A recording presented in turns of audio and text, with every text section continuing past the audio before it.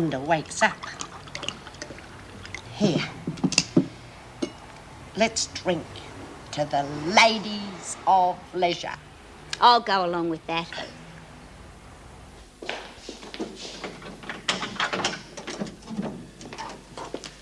Thank you.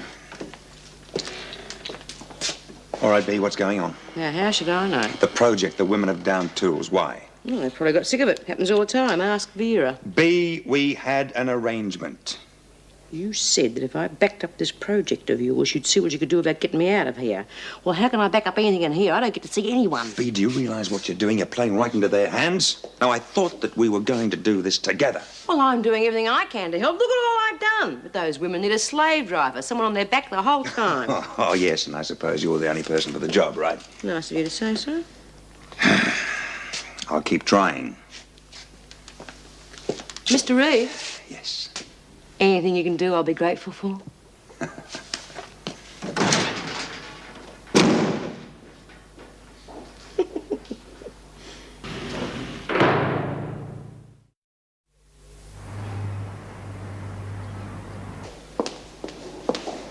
Mrs. Davidson. Good morning. You are in early. Yes. I wanted to talk to you about this handcraft business. The women have down tools, and I think B. Smith's behind it.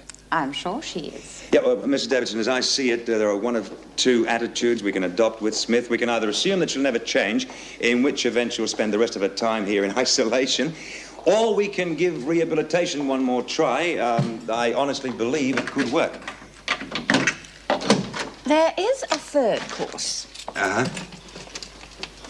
We can wait until Smith indicates she is interested in rehabilitation.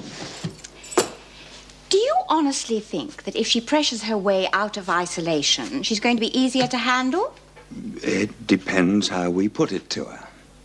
There is one thing that has to be established here. Who is running this prison? Are we or Smith? I'm sorry, I know how you hate to give up on people. So do I. But if you had known Smith as long as I have... Yes, of course. I see. Oh, by the way, has Mr. Fletcher spoken to you about Williams and Simpson? Lizzie Birdsworth's new evidence? Oh, yes, he did. I'll get onto that as soon as I can. Good. I'd better be going now. I've organised a couple of shops to stock our handicraft work. God knows what I'm going to tell them now that it's all off. Best of luck.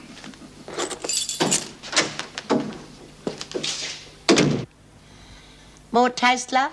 No, thanks. What time is it? 11 o'clock. You know, if I was back in Wentworth, I would have folded 200 sheets by now. We finished that sherry, didn't we? Yeah, and I got the bloody headache to prove it. I thought we had. Oh, that's Rhonda. Oh, she'll be on to us for hanging around like this. Oh, morning. My feet are killing me. 3 floors of that place I had to clean and the lift was out of order. Cup of tea? No, thanks, Dor. I think I'll lie down for a while. See you later. Oh, she must be tired. She forgot. Hey! Hey, aren't you two getting dressed? In a minute. Yeah, we were just clearing away.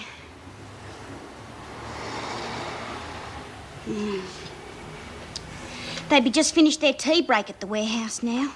What are you worrying about that place for? Who says I was worried? Ah, it's him, isn't it? That Kev. Come on, love. You can't hold out on your old mate. Yeah, but he said he was going to call round, Lizzie, and he hasn't. Well, he only had last night, for God's sake. Well, maybe he's decided not to get mixed up with the next crim after all. Rubbish, you'll be around here today. And when he comes, you want to look at your best. And you put on all your best clobber, eh? Oh, gee, Lizzie. I'd be hopeless without you. Right. Now, do this one next. Up here. Oh, I guess it's just a matter of getting used to it. Yeah, oh, don't worry. For your first day, you're doing great. Yeah. My bloody old Mew never shows anyone anything. Oh, hi, Kev. G'day, Sean.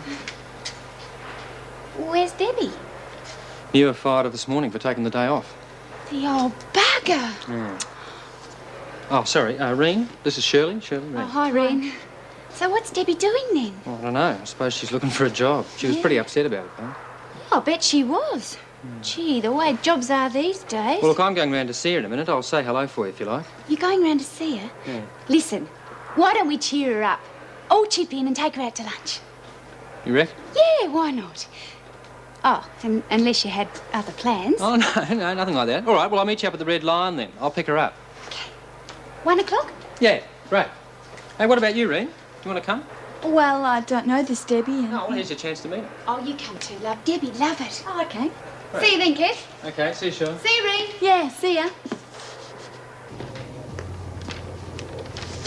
Everything all right in here? Are you feeling better, Mrs. Williams?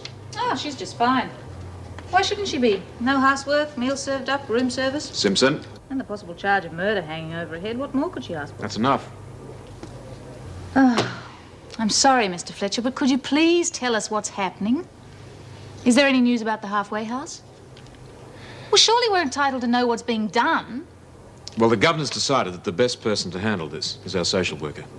Social worker? Why in God's name a social worker? Simply because your 3 witnesses are ex-prisoners.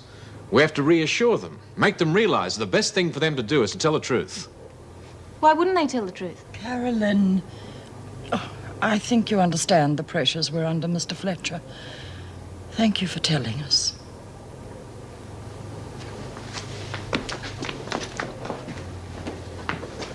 Visitor for you, Gilmore, out in the garden.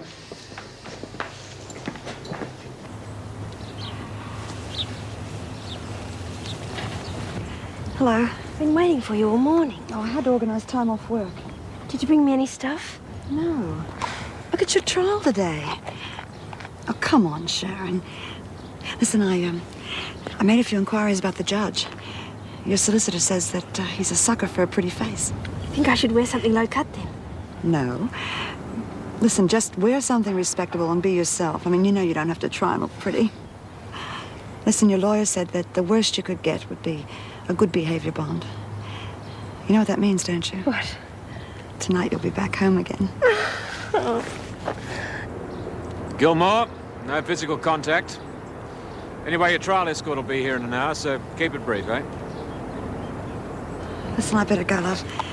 I'll see you in court, huh? Good luck.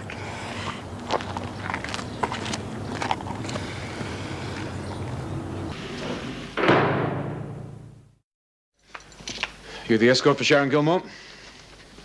Can't say it's been a pleasure. Wendy, I may not be back this afternoon. You look as if you're going to a conference. I wish I were.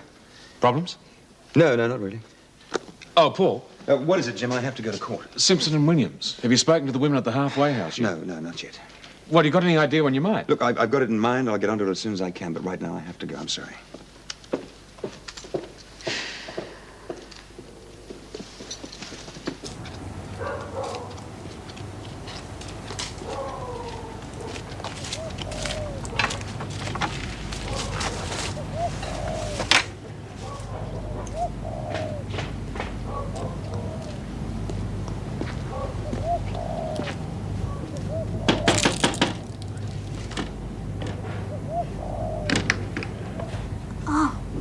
Kevin.